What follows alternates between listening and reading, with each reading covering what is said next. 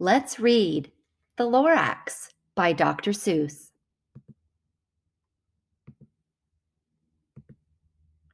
At the far end of town where the grickle grass grows, and the wind smells slow and sour when it blows, and no birds ever sing excepting old crows, is the street of the lifted Lorax.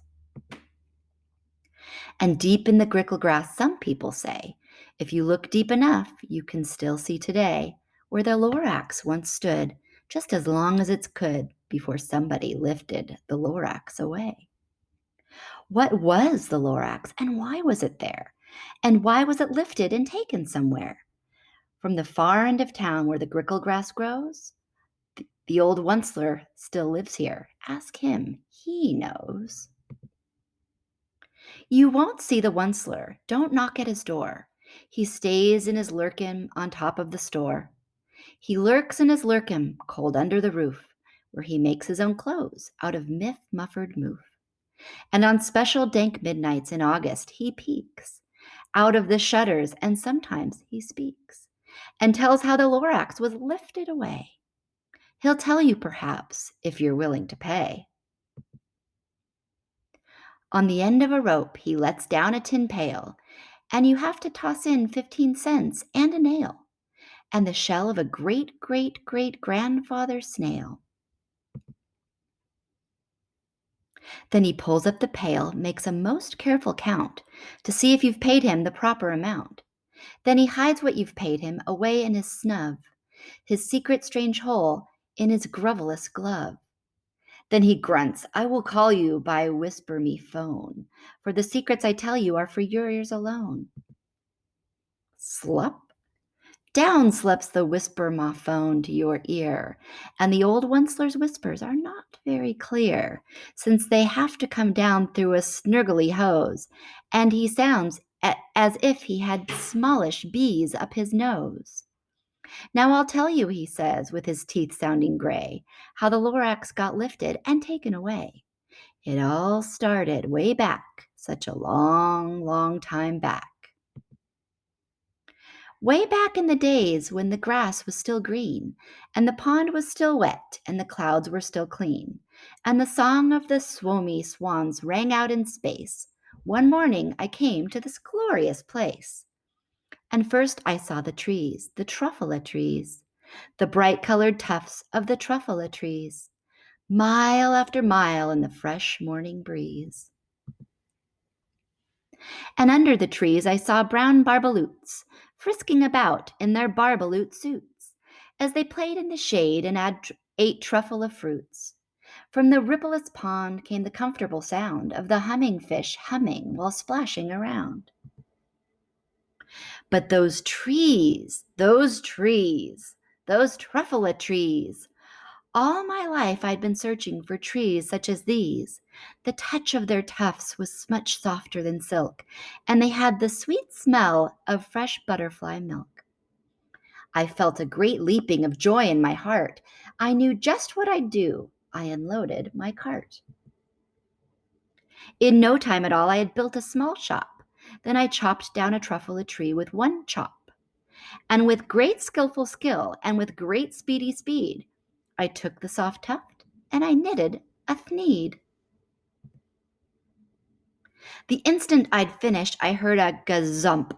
I looked. I saw something pop out of the stump. Of the tree I'd chopped down, it was sort of a man. Describe him? That's hard. I don't know if I can. He was shortish and oldish and brownish and mossy, and he spoke with a voice that was sharpish and bossy. Mister, he said with a sawdusty sneeze, I am the Lorax. I speak for the trees. I speak for the trees have no tongues, and I'm asking you, sir, at the top of my lungs. He was very upset as he shouted and puffed, What's that thing you've made out of my truffula tuft? Look, Lorax, I said, there's no cause for alarm. I chopped just one tree. I am doing no harm. I'm being quite useful. This thing is a thneed. A thneed is a fine something that all people need. It's a shirt, it's a sock, it's a glove, it's a hat. But it has other uses. Yes, far beyond that. You can use it for carpets, for pillows, for sheets, or curtains or covers for bicycle seats. The Lorax said, Sir, you are crazy with greed. There is no one on earth who would buy that fool's Thneed. But the very next minute I proved he was wrong. For just at that minute a chap came along, and he thought that the Thneed I had knitted was great. He happily bought it for $3.98. I laughed at the Lorax. You poor stupid guy. You never can tell what some people will buy. I repeat, cried the Lorax, I speak for the trees. I'm busy, I told him. Shut up, if you please. I rushed across the room and in no time at all built a radio phone. I put in a quick call. I called all my brothers and uncles and aunts, and I said, Listen here, here's a wonderful chance for the whole Onceler family to get mighty rich. Get over here, fast. Take the road to North Nitch. Turn left at Weehawken, sharp right at South Stitch. And in no time at all, in the factory I built, the whole Onceler family was working full tilt. We were all knitting Thneeds, just as busy as beads, to the sound of the chopping of truffula trees. Then, oh, baby, oh, how my business did grow. Now the chopping one tree at a time was too slow. So I quickly invented my super axe hacker, which whacked off 4 truffula trees at one smacker. We were making Thneeds 4 times as fast as before, and that Lorax, he didn't show up anymore. But the next week he knocked on my new office door. He snapped, I'm the Lorax who speaks for the trees, which you seem to be chopping as fast as you please.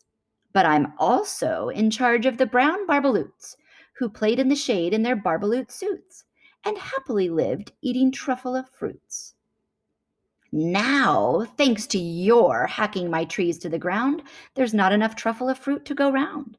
And my poor barbaloots are all getting the crummies, because they have gas and no food in their tummies.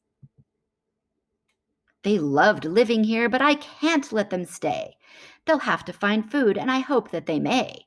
Good luck, boys, he cried, and he sent them away. I, the Onceler, felt sad, but as I watched them all go. But business is business, and business must grow, regardless of crummies and tummies, you know. I meant no harm, I most truly did not. But I had to grow bigger, so bigger I got.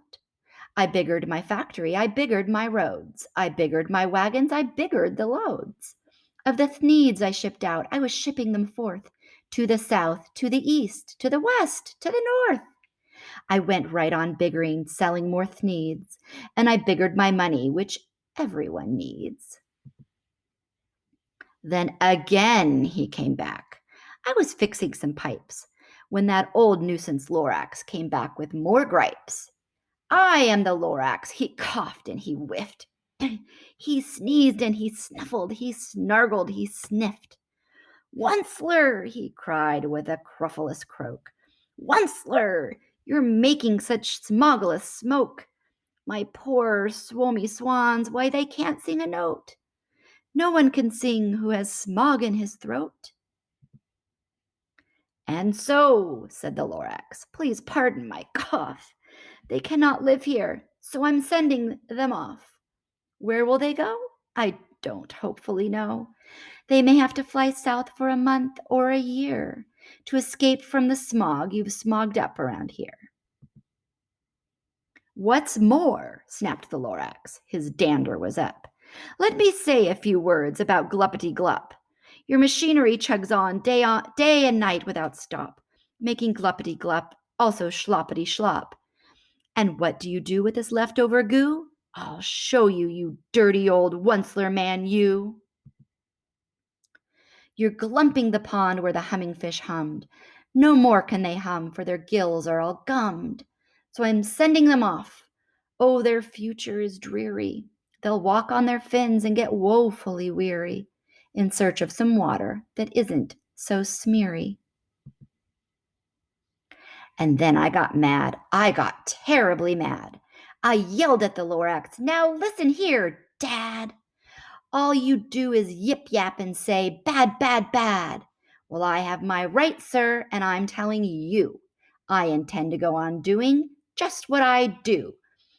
And for your information, you Lorax, I'm figuring on biggering and biggering and biggering and biggering, turning more truffula trees into thneeds with which everyone needs." And at that very moment, we heard a loud whack. From outside in the fields came a sickening smack of an axe on a tree. Then we heard the tree fall, the very last truffula tree of them all. No more trees, no more thneeds, no more work to be done. So in no time, my uncles and aunts, every one, all waved me goodbye. They jumped into my cars and drove away under the smoke-smuggered stars. Now all that was left 'neath the bad-smelling sky was my big empty factory, the Lorax, and I. The Lorax said nothing, just gave me a glance, just gave me a very sad, sad backward glance as he lifted himself by the seat of his pants. And I'll never forget that grim look on his face when he heisted himself and took leave of this place through a hole in the smog without leaving a trace. And all that the Lorax left here is this mess.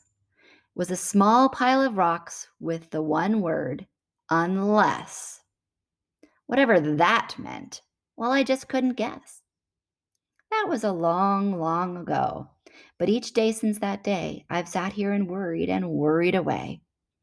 Through the years, while my buildings have fallen apart, I've worried about it with all of my heart. But now, says the Onceler, now that you're here, the word of the Lorax seems perfectly clear. Unless someone like you cares a whole awful lot, nothing is going to get better. It's not. So, catch, calls the Onceler. He lets something fall.